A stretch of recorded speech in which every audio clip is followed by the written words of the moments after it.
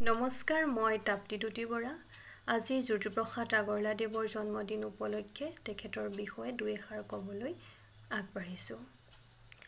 জ্যোতিপ্ৰসাদ আগৰৱালাদেৱৰ জন্ম হয় 1903 চনৰ 17 জুন তাৰিখে ডিব্ৰুগড় জিলাৰ তামোলবাৰী চাহ বাগিচাত।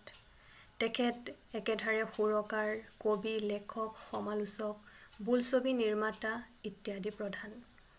আৰু তেখেতে জাৰ্মানীত গৈ 7 মাহ তেখেতে যি বোলছবি জগতৰ যিসমূহ কাৰিকৰী দিশ সেইখিনি শিকি আহি তেখেতে অসমত উপস্থাপন কৰিছিল আৰু সেই হিচাপে তেখেতে জয়মতী বোলছবিখন নিৰ্মাণ কৰি উলিয়াইছিলে। তাৰপিছত ইন্দ্ৰমালতীখন তেখেতে নিৰ্মাণ কৰে আৰু তেখেতে সমাজত চলি থকা প্ৰতিটো দিশ তেখেতে লিখিছিলে আৰু প্ৰতিটো দিশৰ জৰিয়তে সমাজক সকিয়নি দিছিলে যে এই সকিয়নিখিনিৰ মাজতে মানুহে ৰূপান্তৰবাদেদি গৈ মানুহে মানুহক চিনি পোৱা সেইখিনি কথা তেখেতে বহুতখিনি কথা লিখিছিলে।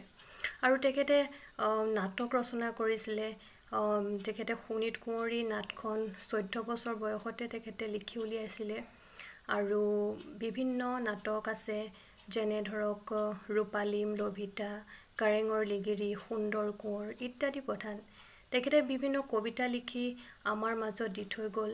আমি সেই কবিতাৰ জৰিয়তে আমি বিভিন্ন কথাখিনি আমি গম পাইছোঁ, সমাজক চাব পাৰিছোঁ। আৰু তেখেত এজন মহান ব্যক্তি। আজি জন্মদিন, আমি তেখেতক সকলোৱে শ্ৰদ্ধা জনাব লাগে, সকলোৱে তেখেতক সুঁৱৰিব লাগে আৰু তেখেতৰ যিখিনি গুণ গৰিমা সেইখিনি আমি সকলোকে অৱগত কৰাব লাগে। আৰু তেখেতে যি সৃষ্টিৰাজি আমাক দি থৈ গ'ল সেইখিনি সৃষ্টিৰাজি আমি তেখেতৰ ওচৰত সদায় তেখেতৰ ওচৰত চৰণত আমি সেইখিনি কথা আমি মানি চলি আমি আগবাঢ়ি যাব লাগিব।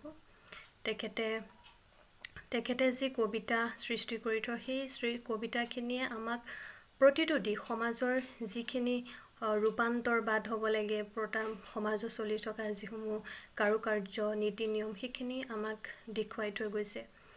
আৰু ইয়াকে কৈছোঁ আৰু তেখেতক এই সময়ত আমি শ্ৰদ্ধা জনাইছোঁ। তেখেত যাতে আমাক আশীৰ্বাদ কৰক।